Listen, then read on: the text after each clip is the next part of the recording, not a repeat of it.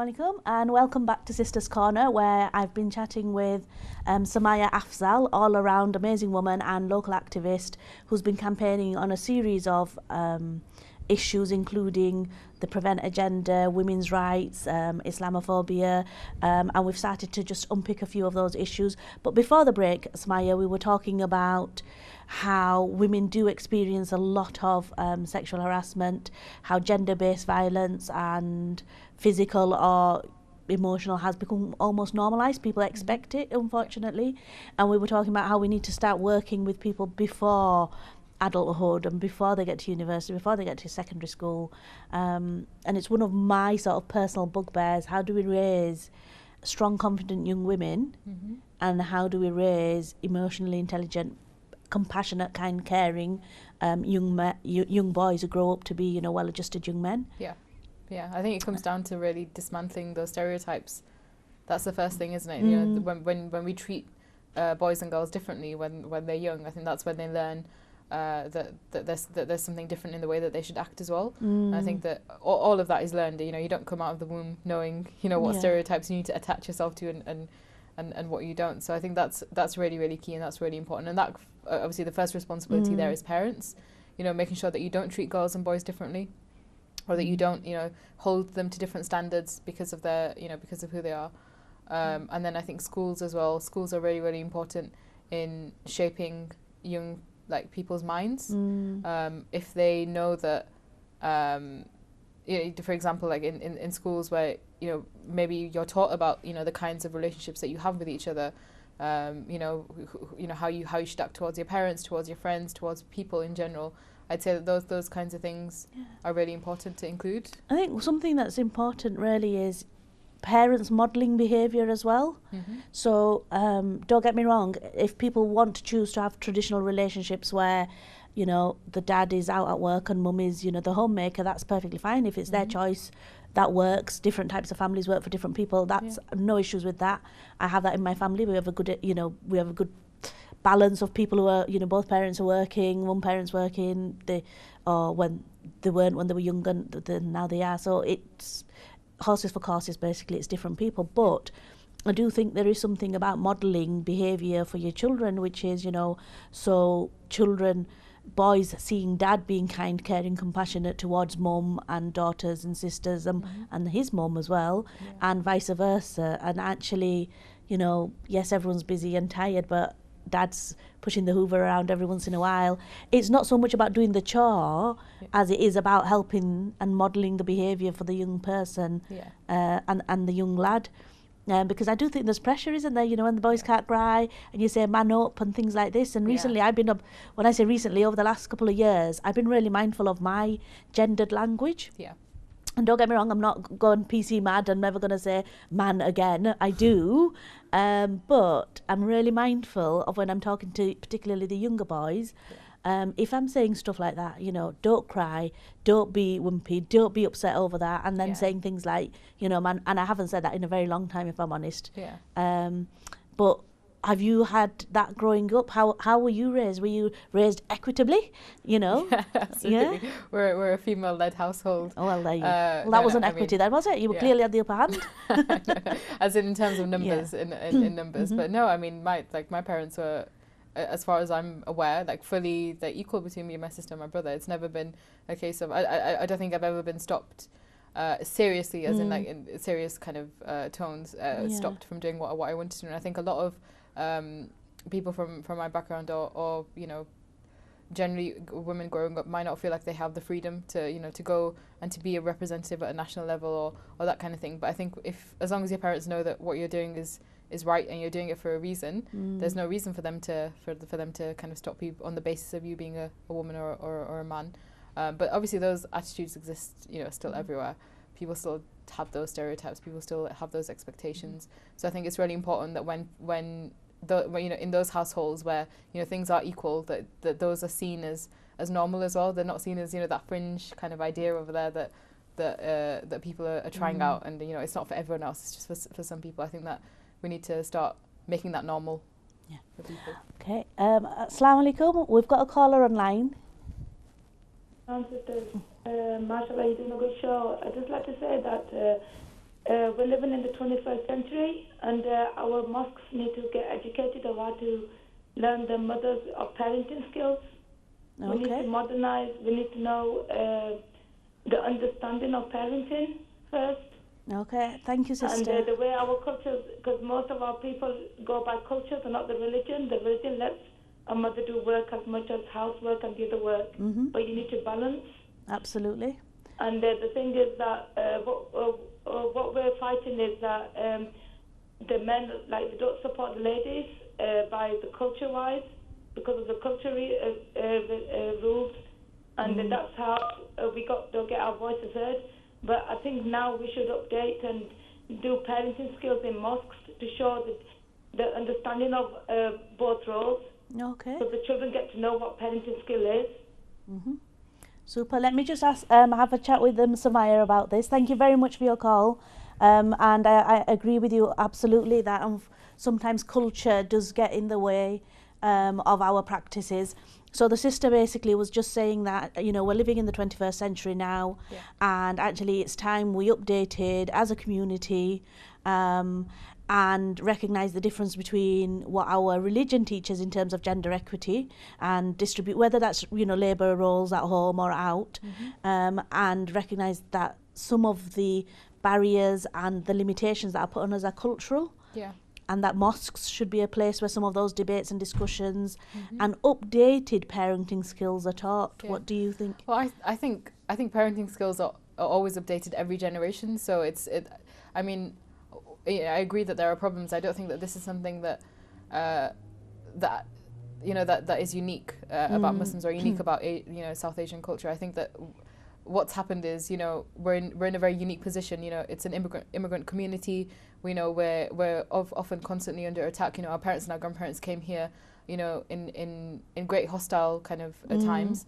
And I think that, you know, when you are attacked, you know, on a scale to what they saw, you know, you have this this natural indication. You will be close knit. You will kind of want to kind of really retain some of the cultural values that informed your upbringing when you were, you know, back in your home country. So I understand that, you know, that's where this comes from. It's not, you know, it's not born out of, you know, anything malice. It's not born out of malice, anything malicious like that. I think it comes under protecting, you know, your culture and your values and instilling them in your children when you're in a country that's completely, sometimes, you know, can be completely opposite to that. So I do understand, you know, where it's coming from.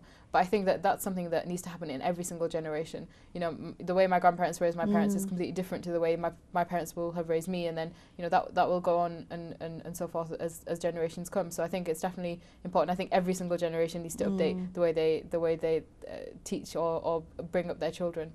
That's not unique. And one of the elements that this sister was raising was about what we just talked about there, about roles in the house and who can do what, and actually I talked about this in another show, and I'm sure I'll carry on coming back to this, is the Prophet's sunnah was actually he helped his wives at home. He was absolutely doting on his daughters, you know, and we tend to pick and choose some of that. And that, you know, is another, if I'm ever going to start a campaign, it's that and public loos staying, you know, gendered. I don't want unisex loos. Don't know if I'm allowed to say that on TV, but I have anyway.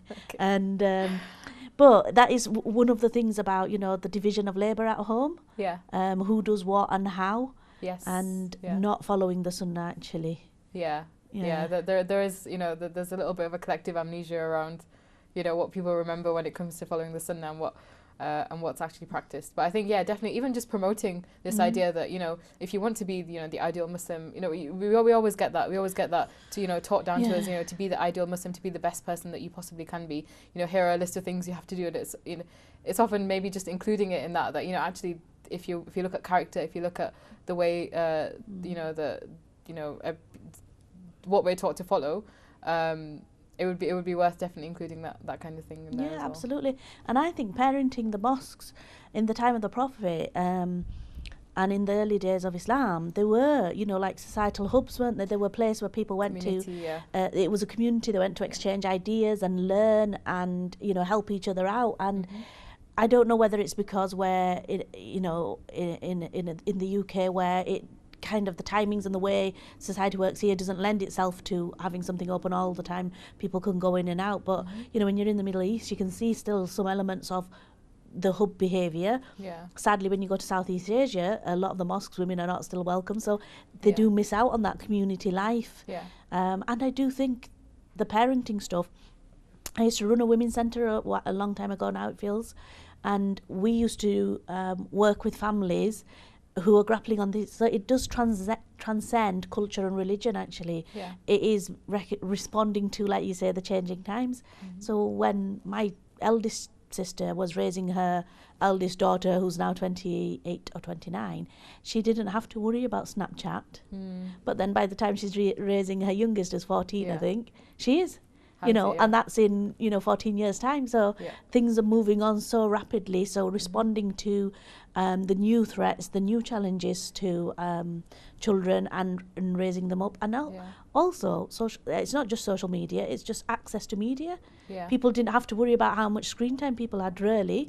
It was that's the TV and off, and then your little Nintendo type things. Maybe there was definitely more control.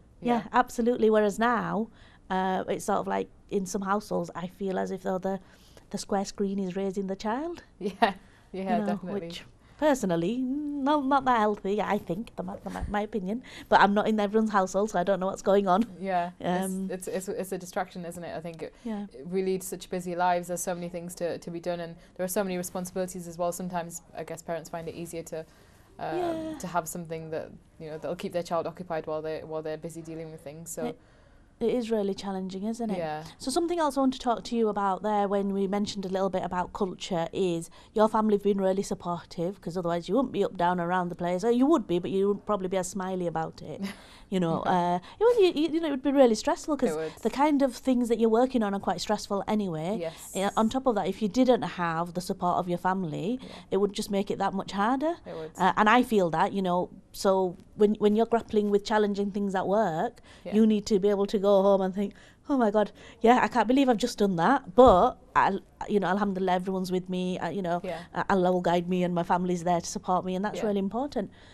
But, have your family come under pressure from sort of neighbours, the twitching curtain kind of people, or, extended friends and family to go like, what are you doing? That's no place for a girl to be, talking on. Well, if they have, they've hidden it from me. If they have had that, then they won't. They've addressed it, they will have addressed it themselves. I mean, I'd hope that the community that we live in, hadn't come out and said those things. I'd say, so I wouldn't know about those kinds of things. But obviously, I mean, all parents worry, all parents are, I know mine are, I don't know if they're watching now, but, but well, if they are, they should be very proud of you. I mean, it's very, I wouldn't be able to do it without their support. So, if they are taking that kind of backlash, on my behalf, then obviously that, my full respect and love to them, I guess. But it's something that everyone has to deal with in whatever you do. Someone will be unhappy. Whatever arena you go into, whatever job you do, whatever campaign you're involved in, there will always be someone twitching their curtains and saying, "Oh, that's not no place." But and that's in any community, actually, because if you do something that someone's not used to and it's new, it's not necessarily because they think you're dishonouring. It's just like it's new and they don't understand it. And for example, when I've started doing this show, I've been talking to my family slowly. I didn't tell them initially. And actually, alhamdulillah, I've been really surprised by how supportive everyone has been of all generations. I wasn't quite expecting it. So there's something about self-limiting stereotypes we give ourselves as well. And I think that's something else I've been a bit more careful of recently, when I've gone, you know what? Is it something I've just built up from somewhere, or is it something that really exists? And I think so. Equally, in many ways, society hasn't moved on, but in other ways, I think Southeast Asian culture has moved on. Actually, it's 20 years ago, having a black Muslim woman, talking and campaigning on a national stage around these issues, women presenting on mainstream shows and things like this would have been quite unheard of. Actually, there would have been backlash about it. We're definitely, I think we're an emergent, like part of our representation as well. So we have Muslim women, in journalism, Muslim women across political fields as well, and excelling as well. I think that's one of the most important things, is seeing Muslim women just be good at something, and then by virtue just of being a Muslim woman, being a representative of our community. And I think that there are a lot of attitudes that hold us back in that sense. And I think that's why, going back to the support side of things, it's so important to have that support, because if you don't have that, you don't have anything, because no one in this society has the back of Muslim women. No one supports you unless, you have to really, really find it, and it's within the community that you find things like that, and your family and your local communities, your local people. Yeah, and that actually brings me to something else I think that I'd really like to explore with you, is when you, man or woman, but particularly female and Muslim if you are, put yourself in the public sphere where you stand up and literally, nail your colours to the mast, where you say, I stand for this, I'm against that, I'm for this. You do expose yourself. Yes. And like you say, you have family support, but how do you get through? Have you found that challenging yourself? Yeah. Yes, I have. Yeah. Particularly in the political side of things, it's so difficult. It's been, sometimes you can't imagine like the level of backlash that you get, and it's not just the backlash. It's not just people noticing you for being Muslim and being a Muslim woman and thinking that you're an easy target for them to attack you.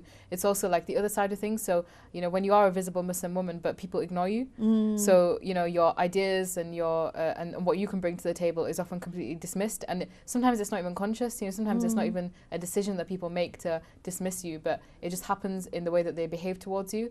And I've seen that across, even as a volunteer, when I was working, when I'm campaigning as well, the level of kind of like the way people undervalue you and just completely think that you have nothing to bring to the table.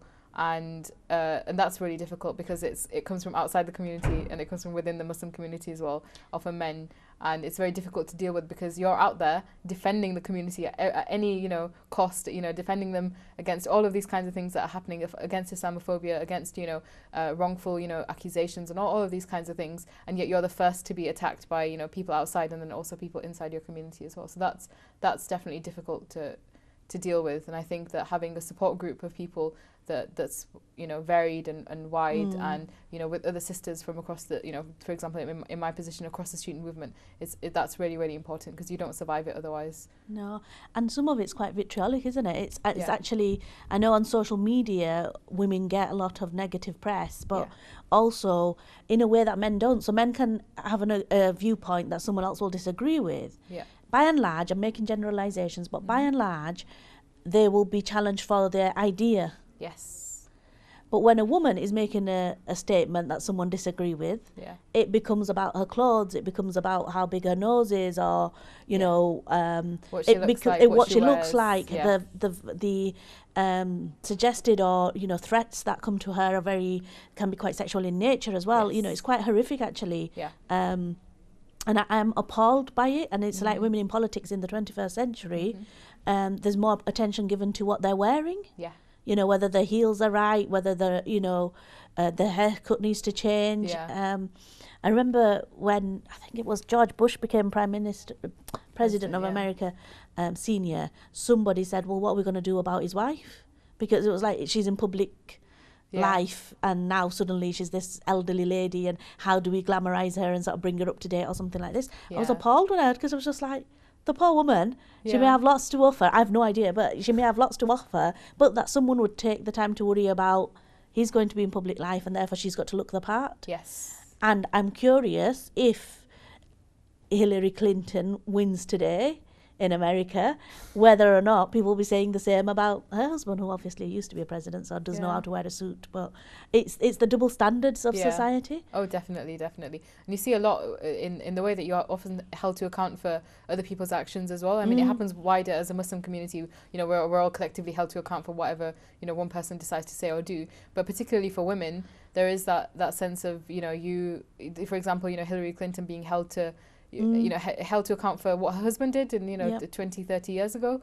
These kinds of things are really kind of prevalent as well. You see that a lot. Nicola Sturgeon as well, all of the horrible things that have been reported about her by mainstream people. It's not just, you often have this idea that people who troll you are just, online, they're just anonymous, nameless, faceless people who have nothing better to do with their lives. Maybe they don't have successful lives. Maybe that's why they're attacking other people. But actually, each and every one is an individual still, and it's the mainstream kind of media that props up this kind of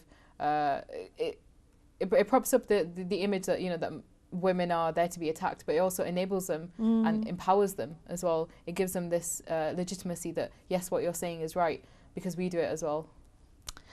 It's really disappointing for me as well. Don't get me wrong, I don't think anyone should do this. We should be able to, engage with each other respectfully, disagree, I know people disagree with me, and I don't mind that if they disagree vehemently, so long as we're doing it politely, and there's ways to do that. And Islamically, we have the concept of etiquette. There are guidelines to help us debate and discuss. It's not a new concept, but then to suddenly descend into, and if you just watch some of the local chat groups and stuff where people are talking about local things, or, it's, and I watch them because they descend from, well, that's nonsense, I disagree with it, to you swearing, silly, go and die kind of thing. I'm like, how did that happen? It went from, I don't like that viewpoint, to go and die already, or and if not, I'll come and sort it out. I don't understand the violence of that, and that is coming from everyone. And then, like you say, one of the things I do find is sometimes women are not very supportive of each other. But I also think within the Muslim community, we've got enough in terms of Islamophobia out there. We've got lots of isms. If you're female, you wear a scarf. Kind of young. If you were, heaven forbid, if you were in a chair, or and you had extra challenges. Then where do we go with that? Really. So anyway, I'm going to move us on quickly because we could, carry on talking about this. In terms of, so that's one of the negatives of women in public life. Yeah. What would you say in terms of the advantages? What have you got out of, you put yourself out there, and you've obviously had lots of challenges, and I've been aware of some of those, and then you've supported people like the president of the NUS at the moment, Malia Bhatia, who's also had a horrendous time. But then you keep going back for seconds, thirds, fourths and fifths. There's a word in my language which is behaya, which means you just keep going back. You don't learn. And I'm that as well. So what do you get out of it personally? I think so. First of all, it seems almost like a duty that you can't. If you leave, then there's a guilt associated with that, because you're almost like leaving people in a situation that you would never want to be in yourself. In terms of having no support in a situation like that. But I think also you gain like sisterhood as well. Like there are so many women that I've met and people that I've met, that I would call friends, that that are able to help me when I'm in these situations. So that the bond that you make through these kinds of through activism, through campaigning, they are really, really important, because they will inform, the rest of your life as well. And there's a real community that develops, isn't there? And knowing that, whatever field you go into, there's always someone, in X place that has your back, if something should happen in another place where you've supported each other, and that person will always make sure that you're okay as well. So I think that's one of the things that makes it, a place where you can go back. And I think also, this idea that we're not finished, there's always more to do. We're just emerging, as I said, as a community. There are so many things that we need to get a hold of and do properly, and I think that as long as we're kind of making sure that there are people who will replace us. So once there are people who will replace me, the next Samaya, then I'm happy to step back.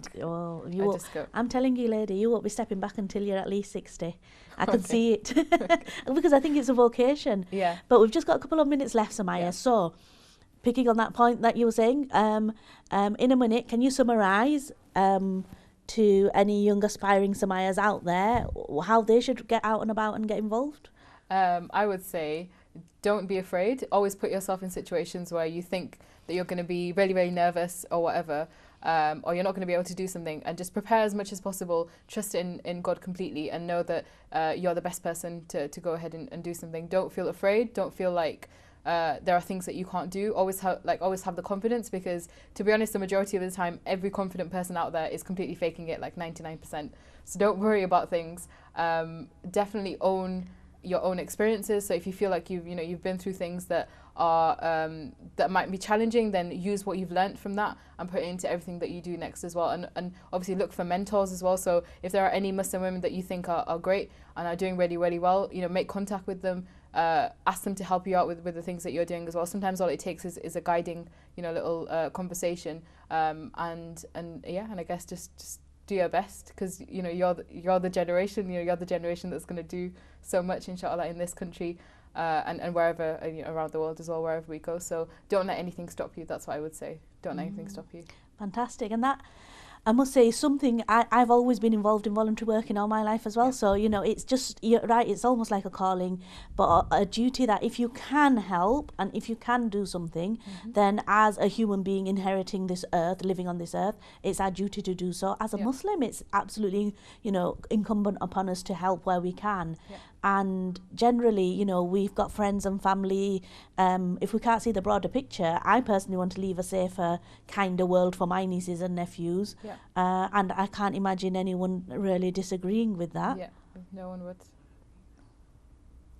And so, if people wanted to get in touch with you, if they want to find out more about Sumaya and the world, where can we find you?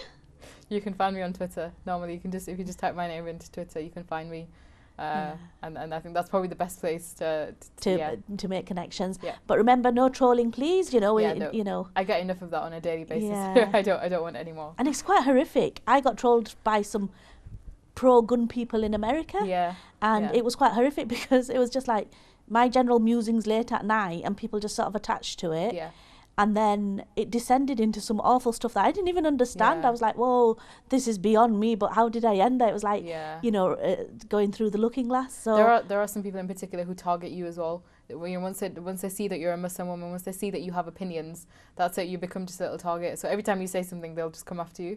But, Okay, but inshallah, we've got the sisterhood, we've got the brotherhood, we've got people who'll support each other with etiquette and kindness. And that's all we've got time for. So thank you very much. And inshallah, see you next week. Assalamu alaikum.